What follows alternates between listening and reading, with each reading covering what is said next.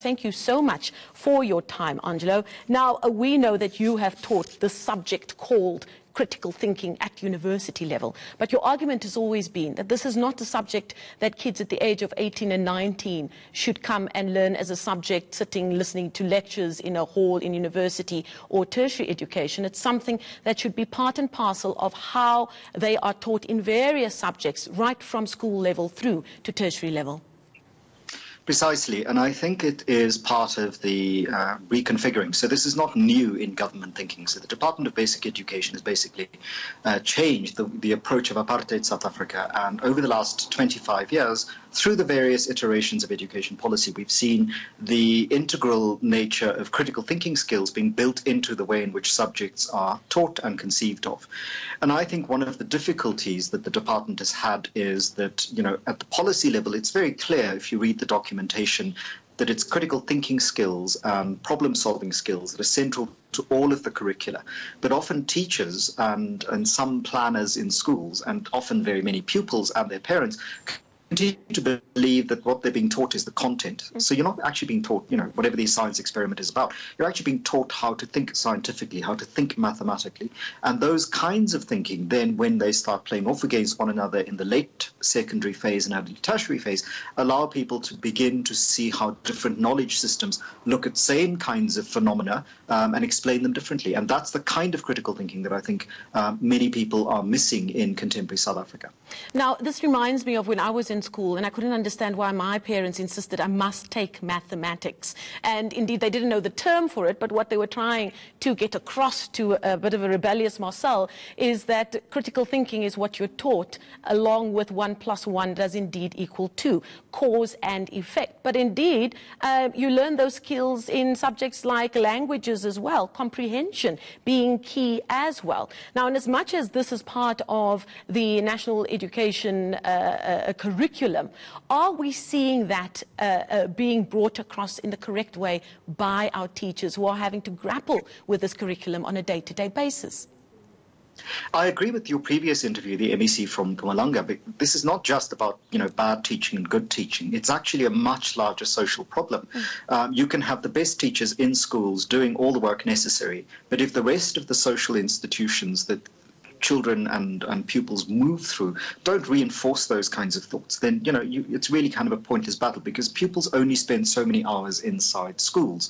The rest of the time they're spending in the society. If the society doesn't back up that kind of thinking, it doesn't foreground it, what you have is a problem. So I think it is important to, yes, focus on schools and make sure that they're taught there.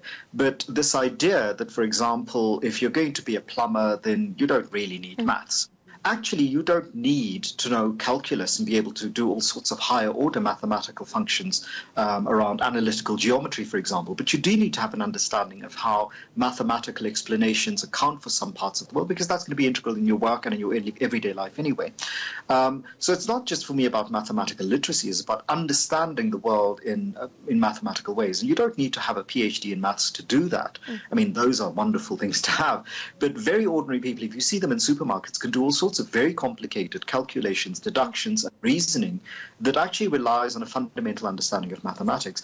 And some of that is linked to, as you point out, reading skills. So we know we live in a country where, sort of the vast majority of 10-year-olds can't read in any language whatsoever.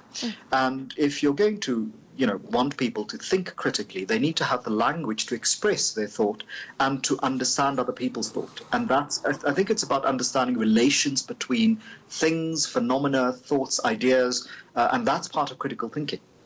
Now, my previous guest, the MEC for Education in Mpumalanga, also mentioned the fact that this is indeed a big part of the National Development Plan, that if South Africa as a nation were to move forward and bring more and more people out of a dire life in poverty, that we need to create a generation of literate people, a literate population, as you've said in your writings to us, a literate population capable of reason.